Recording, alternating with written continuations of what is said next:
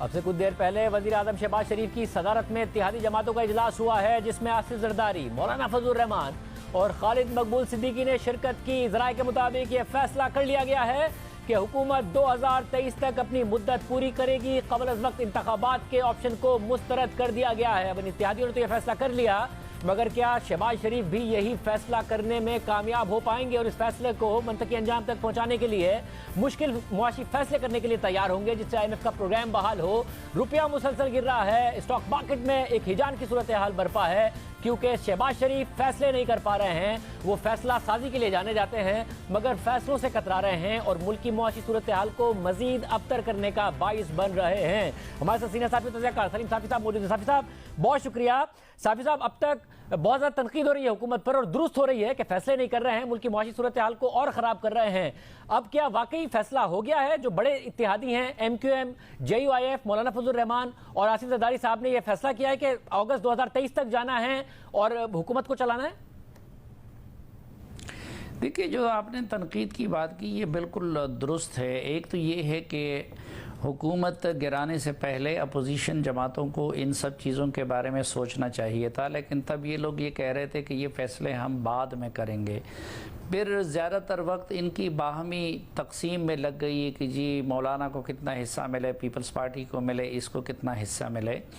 और अभी तक इनसे मसलन खैबर पख्तूनख्वा और यहाँ के गवर्नर भी नहीं लग रहे हैं, जहाँ पे कोई रुकावट नहीं थी। लेकिन सबसे बड़ा मसला ये है, वो आपका सब्जेक्ट है, आप बेहतर समझते हैं, वो मईशत का था और उसमें IMF से मुतालिक फ़ैसला करना है कि क्या आपने सब्सिडी वापस लेनी है या नहीं लेनी है। फिर दूसरा बड़ा फ़ैसला ये कि क्या हमने इस असम्बलियों को चलाना है या कि नहीं चलाना है, क्योंकि इक़्तिसादी आलमी इदारे हों या कि फिर दुनिया के ममालिक हो, उन्होंने इस बुनियादी फ़ैसले को देख कर ही अपना रद्द-ए-अमल देना था। तो इन हवालों में जो ताख़ीर की गई, उससे अगर आप देखें तो मेरे ख़्याल में बहुत बड़ा नुकसान हुआ भी और एक एक मिनट के हिसाब से नुकसान हो भी रहा है। आज इस हद तक ये पेशरफ्त हो गई कि इत्तेहादी जमातें वो मुत्तफ़िक़ हो गई हैं हुकूमत के साथ इस बात पे कि नहीं, हमने इस्लाहात किए बग़ैर इलेक्शन की तरफ नहीं जाना है। लेकिन मैं अब भी इसको हतमी फ़ैसला नहीं समझता, क्योंकि जब तक इस्टेब्लिशमेंट इस मामले में ऑन बोर्ड नहीं होती और जब तक हुकूमत की तरफ से बाकायदा ऐलान नहीं किया जाता तो बेयकीनी की ये सूरत हाल जारी रहेगी। वैसे अब आम तासुर यही है कि मौलाना फजलुर रहमान, आसिफ जरदारी, MQM सब चाहते हैं कि अगर मुश्किल फैसले करने हैं तो करें और फिर मुद्दत पूरी करें।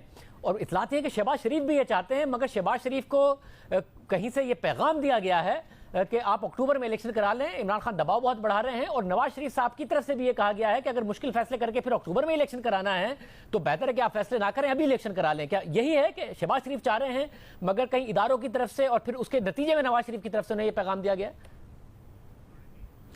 देखिए, एक तो ख़ुद मुस्लिम लीग नून के अंदर दो सोच पाए जाते हैं। जो एक बुनियादी मसला वो है, एक सोच ये है कि वो लोग कहते हैं कि भाई हम पिछली हुकूमत का गंद अपने सर क्यों लें और बजट पेश करके उसके बाद अगर हम इलेक्शन में जाएंगे तो इमरान खान साहब के दौर के सारे गंद का मलबा वो हमारे कांधों पे आ जाएगा।